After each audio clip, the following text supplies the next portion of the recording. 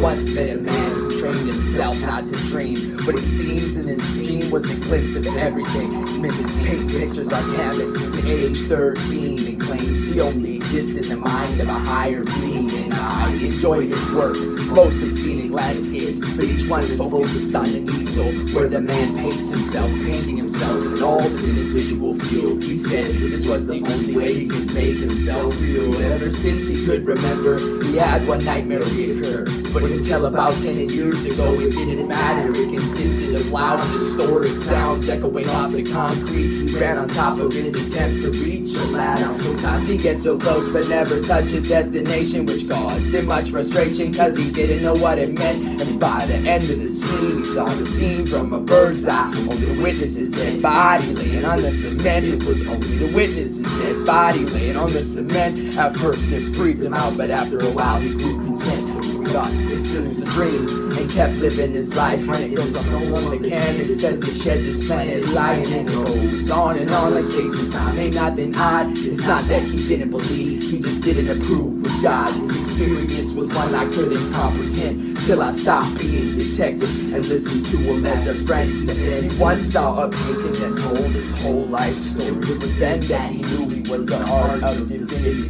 He once saw a painting that told his whole life story. A brushstroke of the gods made him one note in their symphony. He once saw a painting that told his whole life story. He spoke for himself and not the rest of humanity. He once saw a painting that told his whole life.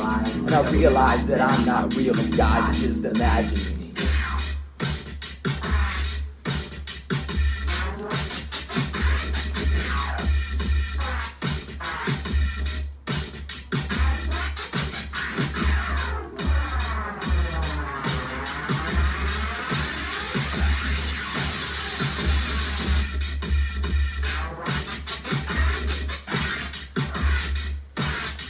Just like I said about 10 years ago, the event that changed his whole reality took place on his monthly trip to the local art gallery. It was there where he studied his contemporaries, and there where he nearly carried his sanity to a hole and buried it. It was a very mysterious place, but the day was almost empty and he got chills down his spine just being present in the scene. On the wall there was a picture that looked familiar, and when he got close his heart stopped cause he saw it was a painting of his dream.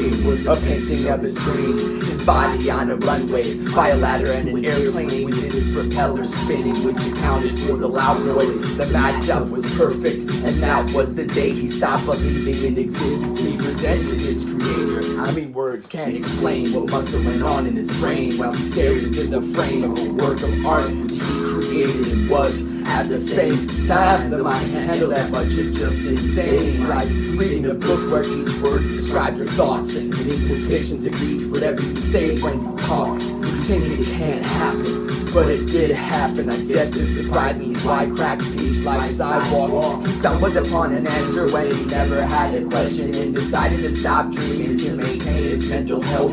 Now he hardly talks to people, just stays in his basement writing infinity about painting himself. This is a strange universe. Is it all just a blueprint? Is the real universe? Is my consciousness useless? Or really something a higher intelligence made up? A figment of imagination covered by a cosmic paintbrush. Maybe all of our art creates the fate of other beings, and every character and every novel thinks it's alive, and we're just God's rudely blind. Just a theory, I don't know what it means, but that's the story of the man who trained himself not to dream. He once saw a painting that told his whole life story. He witnessed the paradox of that word existing. He once saw a painting that told his whole life. He colored his world theirs and concluded he wasn't living. He once saw a painting that told his whole life story. The hidden variable that all that is art. And when I close my eyes, I see eternity is a story. God imagined a God that imagined me, and I am God.